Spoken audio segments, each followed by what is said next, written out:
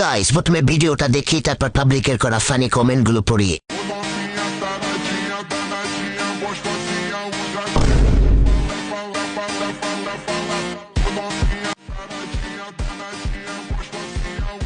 কি বলবো तुम जैसे ब्रादर चौधों को अगर मार के जेल जाना पड़ा 14 साल मंजूर है बहन चौथ।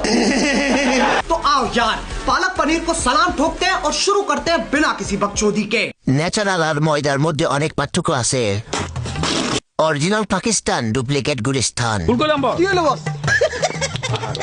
তাদের সাথে পাদের তুলনা, চাটাচাটি আমির। আচ্ছা কোথায় আগরতলা, কোথায় খাটের তলা।